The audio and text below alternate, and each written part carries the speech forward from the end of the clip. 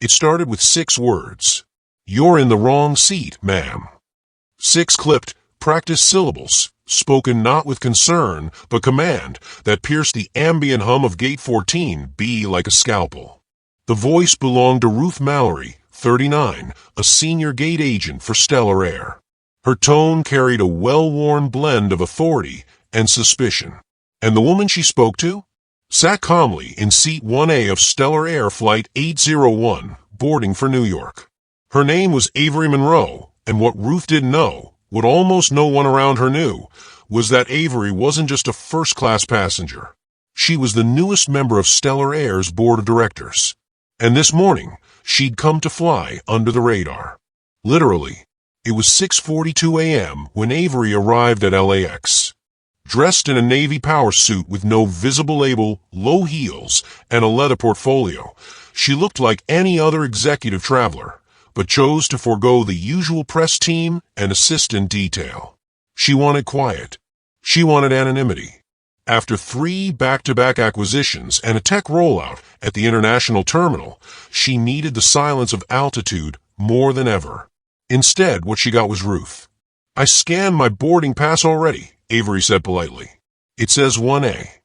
Ruth glanced down at the boarding pass, then back at Avery with a tight smile. "This lounge and seat are reserved for our premium executive members. This must be a mistake." Avery blinked. "Once. I am a premium executive member. Then perhaps you'd like to return to the gate so we can double-check." Ruth's tone didn't shift, but the words behind it were clear. "You don't look like you belong here." Avery had heard that voice before. Years ago, it had come from a loan officer's mouth in Chicago when she tried to open her first business account.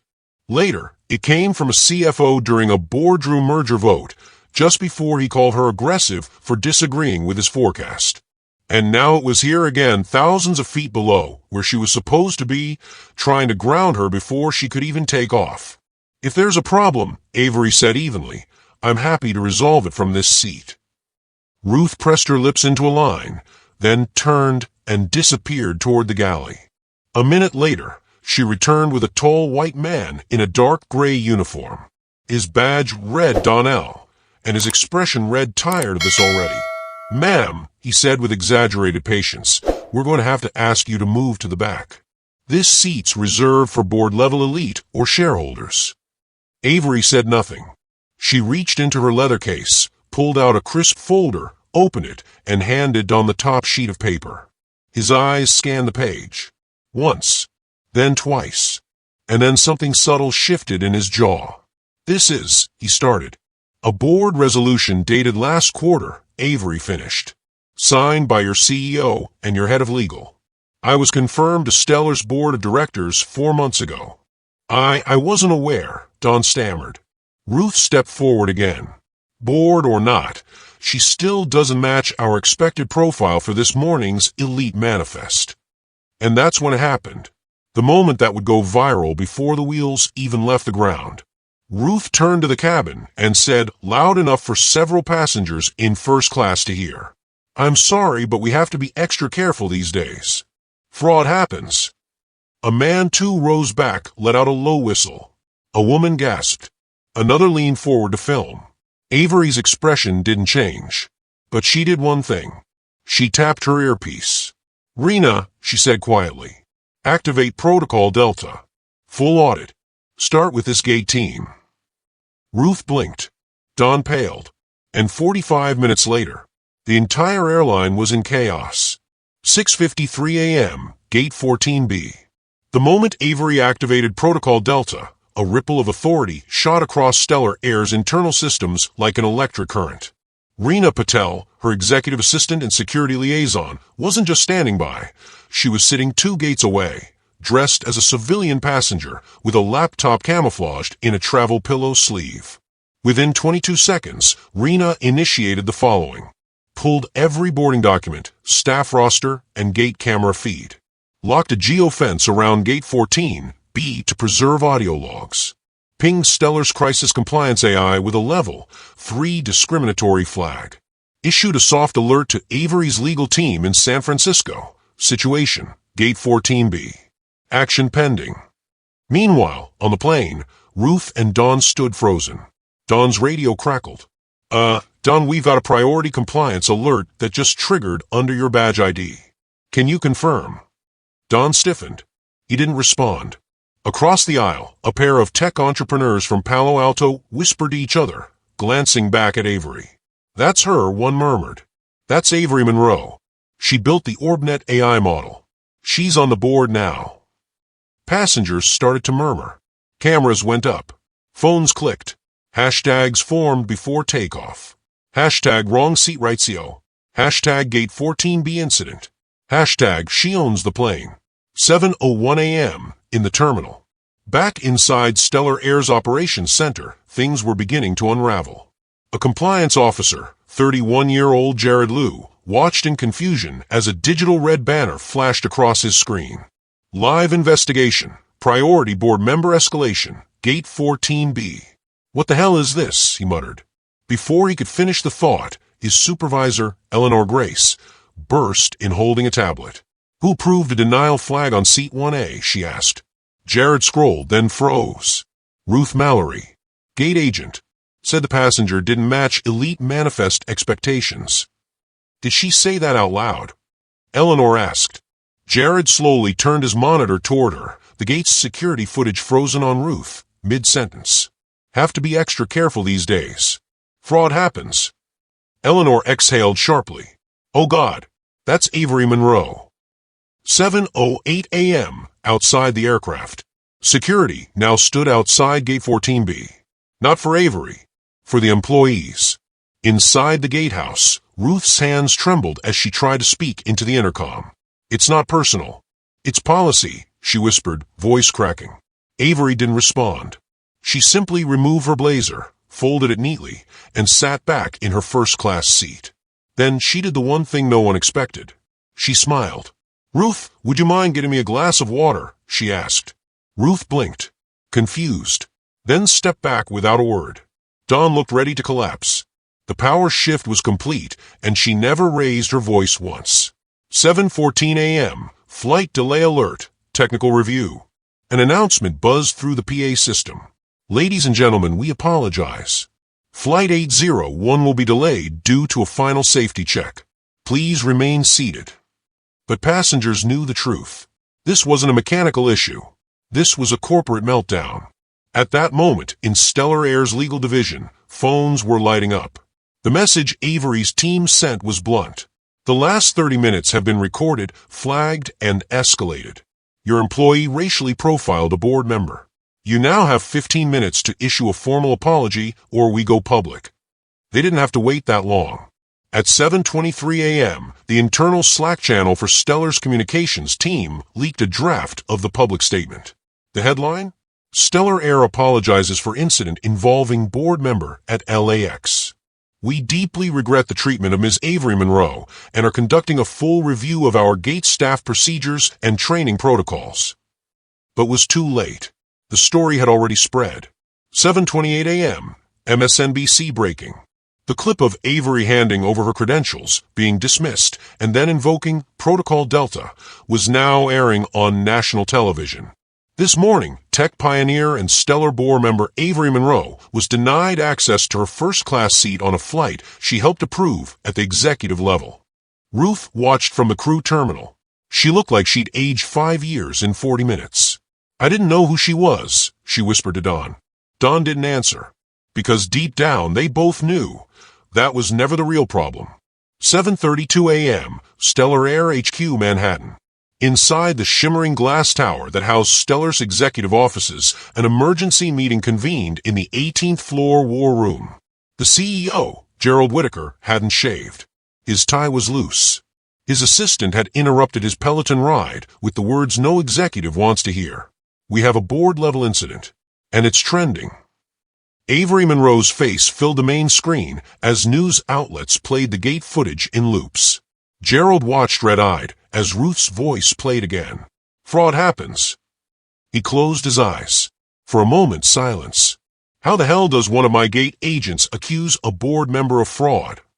Legal tried to speak. PR tried to backtrack. No one succeeded. Gerald slammed the table with his palm. She's not just a board member. She's the woman we bragged about at last year's diversity conference. She's the reason we passed the shareholder audit. And now, he didn't finish the sentence. He didn't have to. 7:39 a.m. on the tarmac, LAX. The plane still hadn't taken off. Avery remained calm in seat 1A. Her legs were crossed, her tablet was open, and she was quietly reading Stellar's employee equity report. The irony didn't go unnoticed. A flight attendant offered her another glass of water. Avery smiled. "Thank you. That'll be all." Meanwhile, passengers around her were in awe. "She's not suing," someone whispered. "She doesn't need to," another replied. "She's reprogramming the whole airline in real time." In row 3, a woman tweeted, "Black excellence with boardroom energy." She didn't get loud. She got systemic. Hashtag Avery Monroe, hashtag Gate 14B. By now, Rena had sent a second wave of data to the legal team, a full diversity compliance breakdown of all Gate staff nationwide. The numbers weren't pretty, and Avery planned to say exactly that. On national television, 7:51 a.m., CNN call-in interview. The first call came from CNN's executive producer. "Ms. Monroe, would you be available for a 2-minute statement on air this morning?" Rena responded calmly. "Avery doesn't do sound bites. She changes policies. You can stream her live Q&A from the airport conference lounge at 9 a.m. They accepted, but Avery hadn't made this move for press. She was doing it for the quiet kid in the back of the plane, watching with wide eyes. For the woman behind her who once got randomly selected 3 flights in a row. For every future executive who'd ever been asked to show more ID than dignity. This was personal. 8:08 a.m. Internal staff memo leaked. An anonymous employee leaked a Stellar Air memo marked confidential, level 5, to Twitter. The memo read, "Effective immediately, Gate protocols will undergo a 3-phase audit. All boarding rejections must be documented with biometric verification. No frontline staff is to speak to board-level executives without clearance from senior admin." The backlash was instant. So you need clearance to speak to Black excellence now. Why not train your staff to stop profiling in the first place? This isn't protocol. It's panic. Avery's team didn't comment. They didn't need to. They had a different strategy. 8:25 a.m. Email from AM Board Suite. Gerald Whitaker and every senior exec received an encrypted internal memo signed with Avery's initials. The subject line was one word. Reset. Inside were 5 bolded directives. All Stellar customer-facing staff will undergo bias recognition training, not annually, weekly, until further notice. Stellar's gate procedures will be rewritten by a third-party equity committee that includes passengers from underrepresented groups. A full public apology will be issued from the CEO's own mouth within 24 hours. Avery will take over as interim chair of the ethics subcommittee. Any employee retaliating, leaking, or obscuring diversity failures will be terminated with prejudice. It ended with a quiet sign-off. You can't fly with blinders on. We either lead the skies or lose them. AM. 8:44 a.m. Final boarding. The flight crew, eyes wide, resecured the cabin. Flight 801 is now cleared for departure. No one clapped. No one cheered. They were still processing the spectacle of silent accountability. Don, the crew chief, approached Avery once more, clearly shaken. "Ms. Monroe, I want to say I'm sorry." Avery looked up. Her voice was measured. "I don't need your apology. I need your growth." Don nodded, stunned. She turned back to her tablet. "I'll know you mean it when the next woman doesn't need a folder to prove she belongs." He swallowed hard and returned to the cockpit. As the aircraft began to taxi toward the runway, the sun pierced through the glass in long, golden rays. And Avery Monroe, denied her seat just 45 minutes earlier, now sat with more power than anyone in the airline's 30,000-person workforce. She didn't shout. She didn't sue. She restructured the sky. 9:01 a.m. LAX Executive Lounge, live stream begins. The camera blinked on to reveal Avery Monroe, seated calmly before a muted backdrop, bookshelves lined with titles on ethics, aviation law, and diversity economics. She wore a charcoal gray blazer, gold-rimmed glasses, and a small Stellar Air pin, a gift she once received during her onboarding ceremony as a director. To the thousands watching, it looked like she had planned this. She hadn't. But she had prepared for it her entire life. "Good morning," she began, voice even. "Some of you know me as a technologist. Some of you know me as a board member. But this morning, I want to speak to you as what I truly am, a traveler." The chat beneath the video flooded. Icon. Let her run the company. Never flying Stellar again unless she's CEO.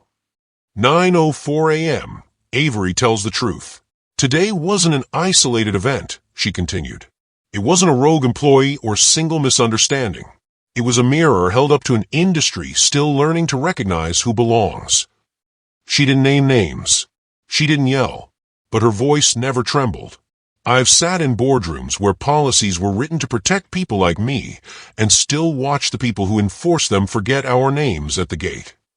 Behind the scenes, Stellar's social media moderators froze. There was no strategy to counter this.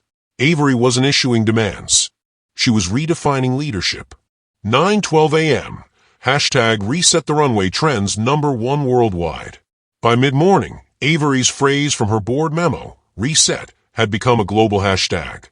Hashtag reset the runway. Hashtag she belongs. Hashtag fly with Avery. Commentators compared her to Rosa Parks, Michelle Obama, and Ursula Burns. CEOs from 2 competing airlines issued statements of support. Employees from Stellar began DMing apologies and internal screenshots of rushed sensitivity checklists being drafted in real time. Avery saw them all. But she said nothing yet. She wasn't finished.